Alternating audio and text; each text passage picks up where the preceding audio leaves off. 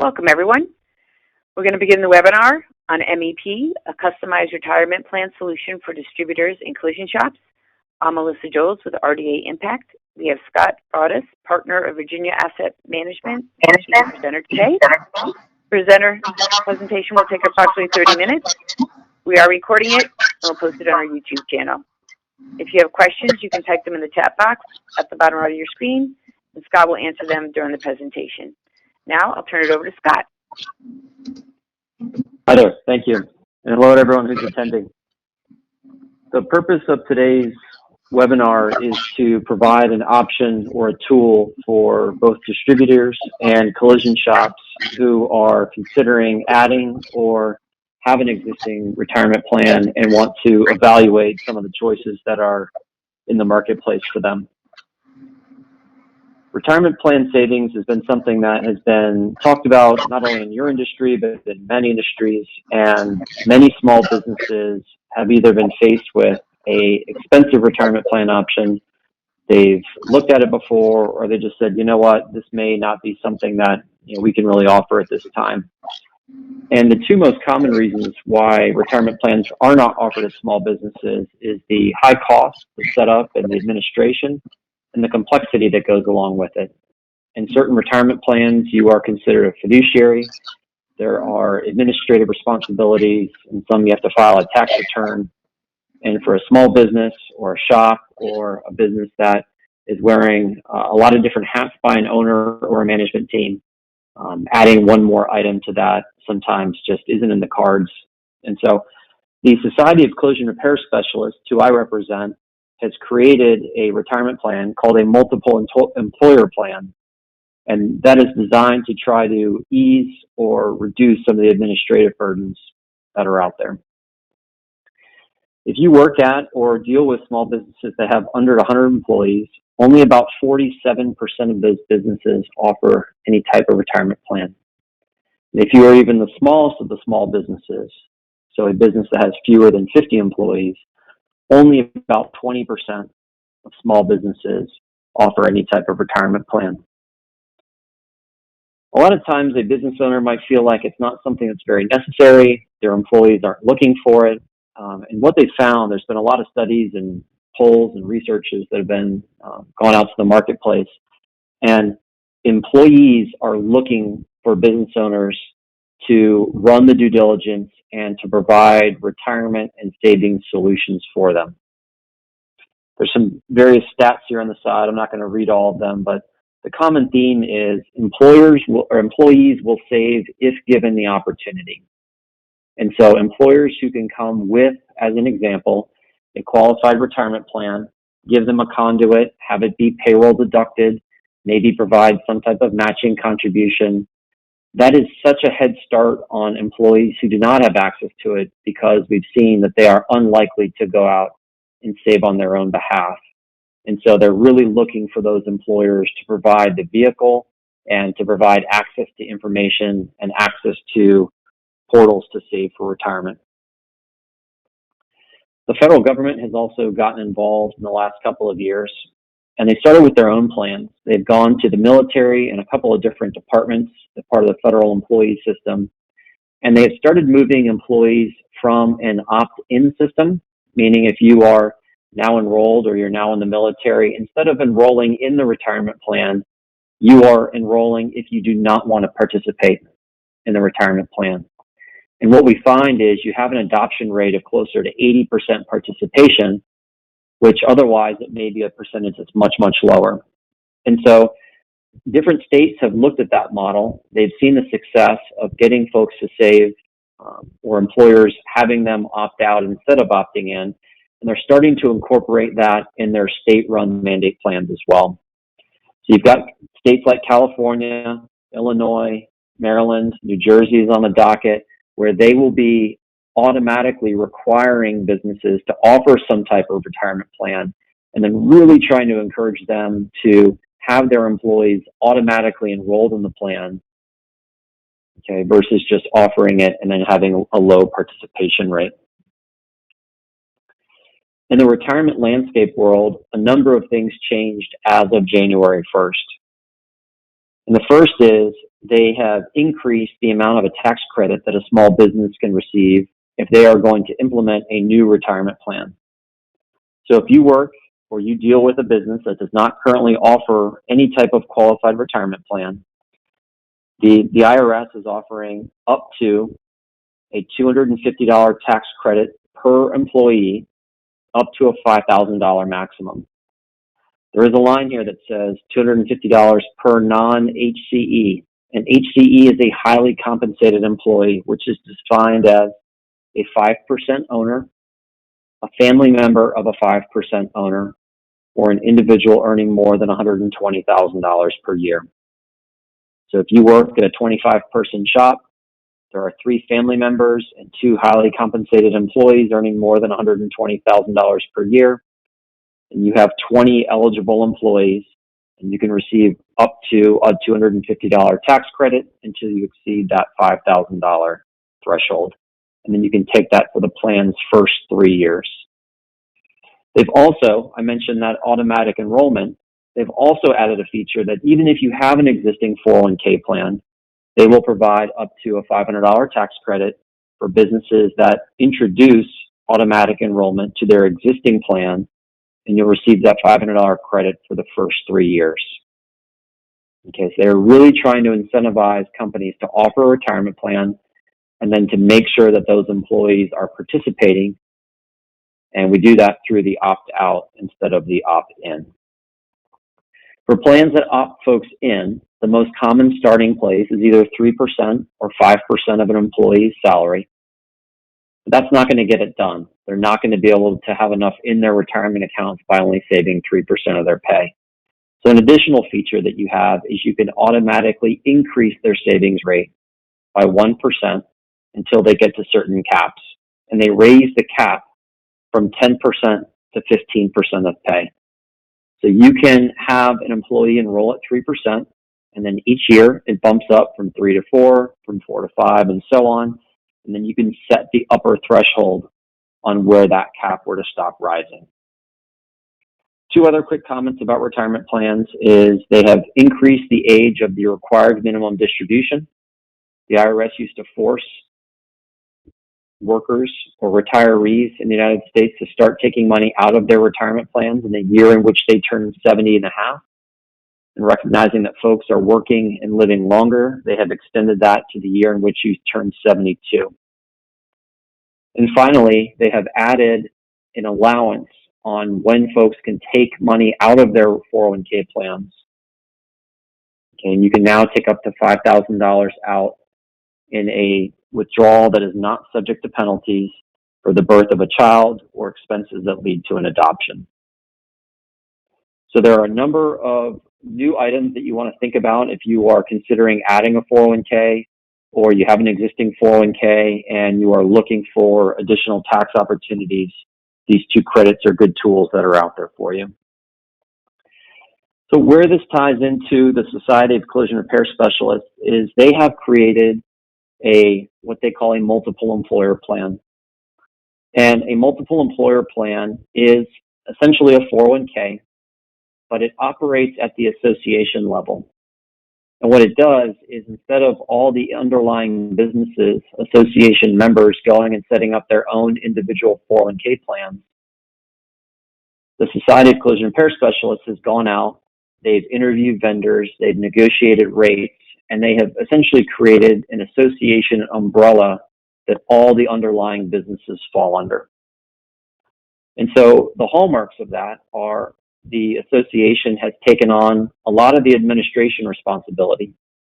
So they hold the investment committee meetings, they file all the vendor due diligence, they have fee and expense reports that are filled out, and then the underlying businesses are really tending to creating a customized plan that's best for their employees.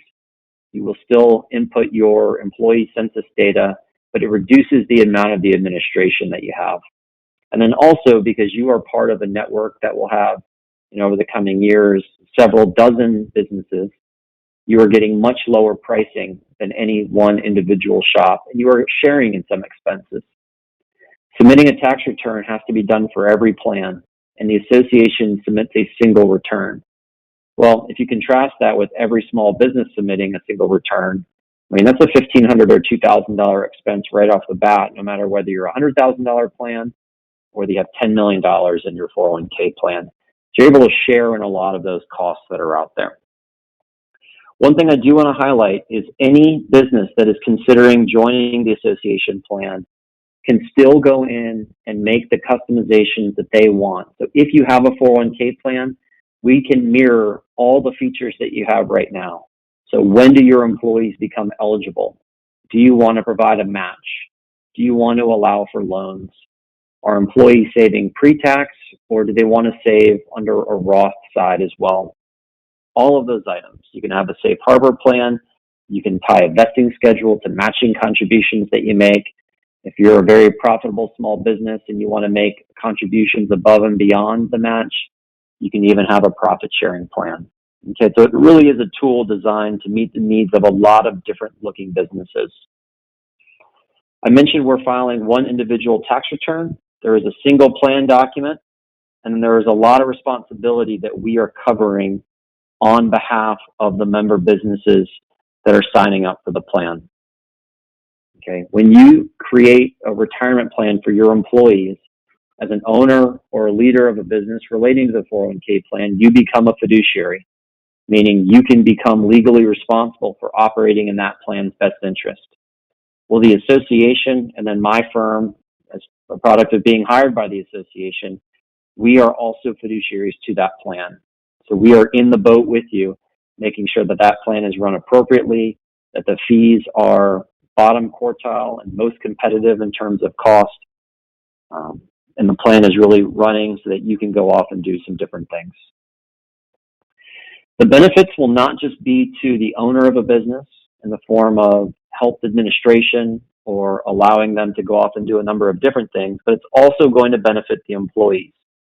If we can keep costs low in this 401k plan, or this multiple employer plan, and that does really translate into more money kept in the pocketbooks of those employees, because a lot of the administration costs are paid by the employees. I'll show a slide in a few minutes about where those costs can come from and what they are, but employers only pay somewhere between 10 and 20% typically of total administration costs. And so any employee or worker who has a balance in the plan are shouldering the rest of those expenses. And so if we can reduce the expenses, that means you'll keep more money in your plan. So I've got an example here. If you were a small business and I was an employee in that business, I earned $40,000 a year, and I had an existing balance of $40,000, and I'm making a big sacrifice. I'm saving 10% of my pay, or $4,000 going into the plan right now. We would all kill for an 8% rate of return right now in today's climate and what's going on, but let's just say, as an example, that I were to receive an 8% rate of return. What we have to take off of that 8% are the costs of running that 401k plan.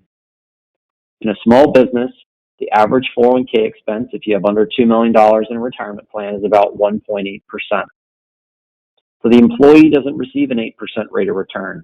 They receive a 6.2% rate of return after those expenses are paid.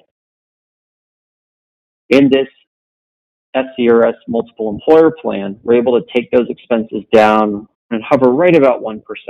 Depending on the makeup and the number of employees you have, sometimes it's just above 1%, sometimes it's just below 1%.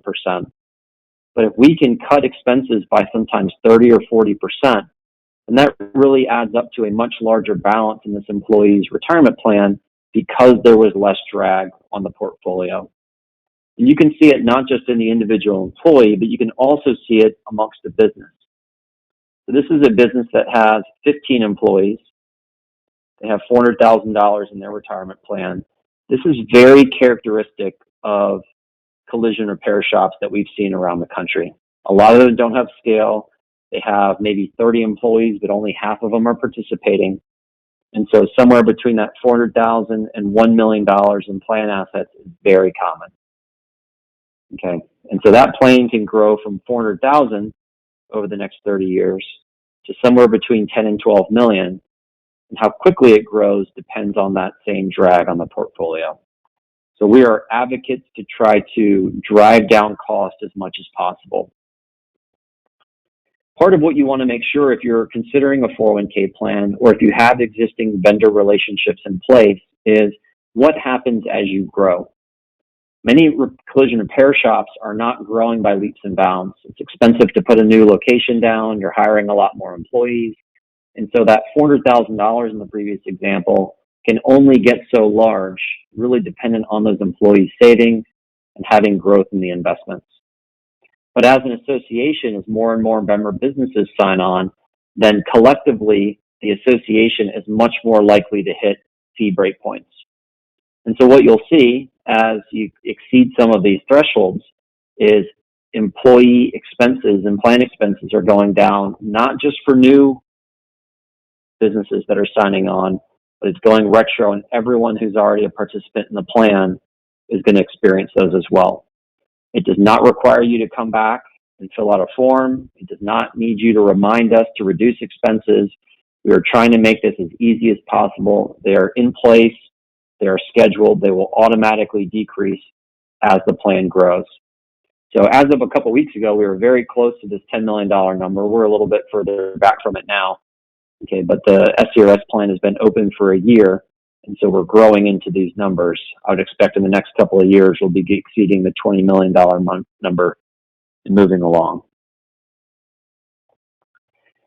Anyone who's listening to the broadcast of the call today, I've just written down a couple of questions, things that I would be asking if I were in your shoes, or common questions that have come up in conversations in the past. And one of them is, what makes me eligible to participate? You do need to become a member of the Society of Collision Repair Specialists. That will depend on whether you are a distributor or whether you're an underlying collision repair shop. I've listed the annual membership cost for both distributors and the shops below. What you want to think about is if you're a $1 million plan and you have 1.8% in expenses, then that's an $18,000 annual expense related to running that 401k plan. And the small business might not be paying all of that, but it is paying a portion. And so when shops have signed on, we're seeing $4,000, $10,000. We've seen $17,000 and $20,000 a year in annual savings. So if you are not a member, for all of the other reasons why it may benefit you from being a SCRS member, okay, paying a $475 or $1,250 membership fee to then save a number that's well in excess of maybe $5,000 or $10,000, can a lot of times be money well spent and something worth considering. Another question that we get very frequently is, I have a local advisor, I have a local contact, or I've got a 401k plan and I've got somebody that I work with. Is this something that I can get through a business or an investment firm that I know locally? And the answer is essentially no. We've got to have access to the scale of the society and the association. And so we do have to tap into the vendors that the Society of Collision Repairers has hired, which include our firm, which is Virginia Asset Management, and TPC, or the payroll company who they use as the record keeper. Okay, so we can't have different advisors or local contacts around the country. If you have a local 401k plan, we can certainly help you look at it. Okay, but by not having the other member businesses to tap into, there's only so low and so much cost that can be eliminated from running these small one-shop plans that are out there. I have been on the flip side of those conversations where someone comes to me and says, hey, Scott, we've got a great 401k plan. I'm pretty happy, but I have access to this national association. The costs are much lower because we're all banding together to go at it. And the only thing I can say to it is, hey, let me know if something changes, if you don't stay in the membership, but otherwise, that's just not something that an individual shop can normally compete with. So we've been working with a lot of folks, individual contacts or advisors that they know. Those have been very normal and easy conversations to have. Another common question that we get is, hey, if I have an existing plan, I might have someone who shows up periodically and comes in my shop or shows up to my location and can give some investment advice, or what will my employees have access to if they were to have questions or want to talk through the mix of stocks, bonds, and cash that they have. Our firm has been helping the member businesses and their employees at the SCRS plan for over a year now. We will schedule conference calls, we'll schedule webinars and screen sharing like we are now, or we can just have individual phone calls as employees have questions. That can be everything from, does this disqualify me from participating in a Roth IRA, to I've got other 401k plans that are out there. How do I know if I should be looking at consolidating those? Any question that an employee has, we are paid to be a resource and help those employees get all the questions answered that they need. And the last is, Scott, I hear what you're saying. I think maybe I could save money, but frankly, I don't even have any clue as to what I'm paying right now. And that's probably the most common question that we get. I have a 401k plan. I don't know what the expenses are. What should I do? And very simply, with 2 documents and a 5-minute phone call, we can run the calculation and give you a cost analysis on exactly what you're paying. There are a couple of different vendors that could pay different amounts. It depends on where the money is invested, okay, what that plan looks like. There are a lot of hidden corners or kind of hard questions to answer sometimes. And so if you get someone who knows what they're looking for, we will prepare a cost analysis for you and give it to you free of charge. It's something that the SCRS has worked on. You do not need to be a member business to have that cost analysis done. Frankly, that's an interview process. That is this a good fit for you? We'll do the due diligence. If you're in a good spot, we'll be the first ones to tell you. You can tuck it away in your 401k fiduciary folder and be on your way. But if you can provide us with a list of your current investments and how much is invested in each balance, and then there's an annual fee disclosure that is required called a 408B2 that tells us who all the vendors are and how much they're being paid. We'll take those 2 items and we'll build out a cost analysis, and then we'll send it back to you and say, hey, here's exactly what you're paying. You are very low cost. This would not be any benefit to you, or, holy cow, I think there's a pretty good opportunity there. And here's what we think you would be saving. Okay.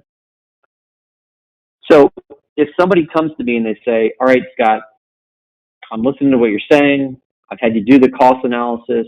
It is a big saving, or I'm really strongly considering it. Walk me through what this looks like. Is it like health insurance where I have to wait for an open enrollment period? Just describe to me what that transition would look like. We say start to finish, it's really 60 days. We would have you send over, if you have an existing plan out there, we have you send over your existing plan documentation, which specifies all the features that you've already selected. So eligibility, Roth, matching, vesting, all of those items.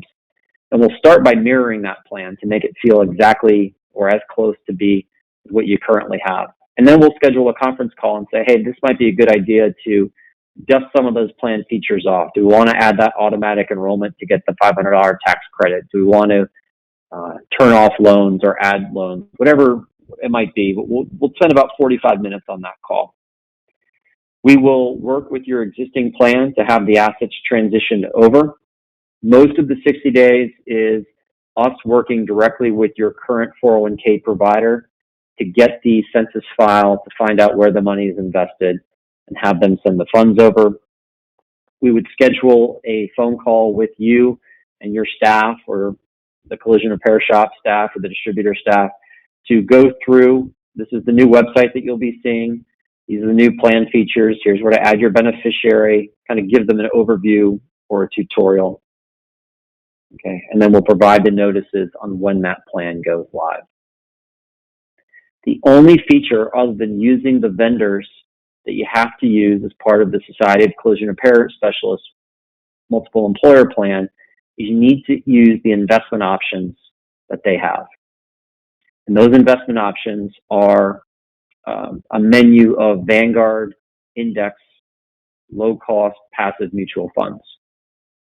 Okay, so we're mirroring the federal thrift savings plan, which is you provide a couple of individual choices: large cap, mid cap, small cap, U.S., international, bond fund, money market, and then we have pre-made portfolios for folks that know that they need to save, but they really don't want to go in and customize it themselves.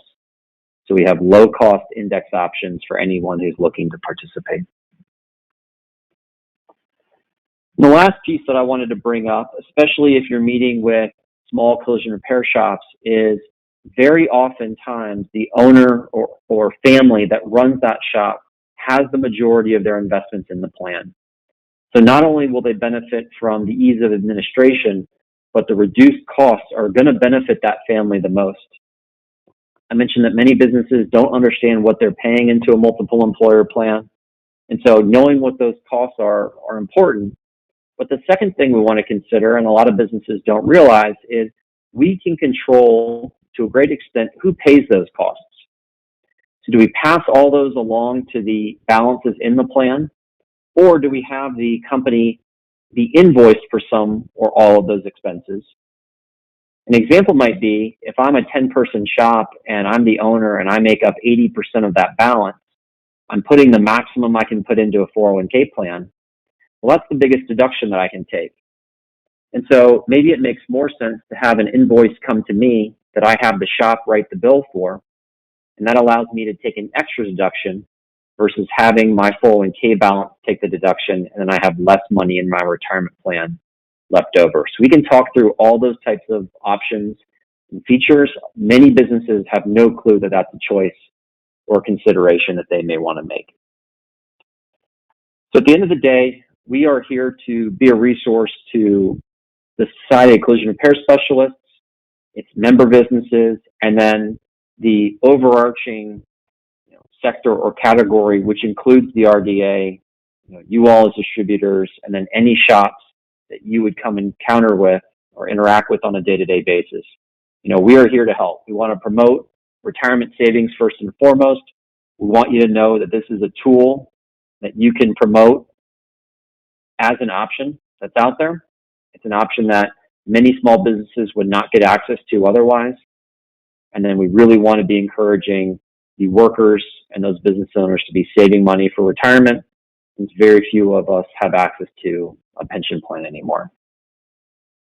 So I'm going to hit pause to see if there are any questions that have come up. I'm happy to answer those now. If you want to reach out or learn additional information about the plan, Melissa has our contact information, but it's also, you can go to the SCRSBenefitCenter.com. My email address is here.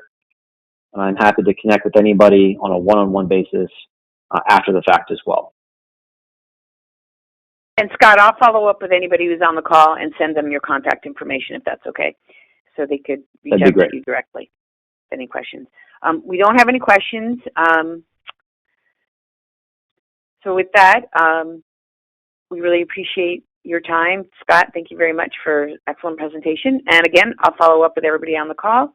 And we did record this, so it will be on our YouTube channel, so you can go back and watch it, or if you have any shops who you think would be interested in this program, you can have them watch the presentation, and we'll forward Scott's information, contact information to you. So that concludes the webinar. Thanks, everyone, and have a great day.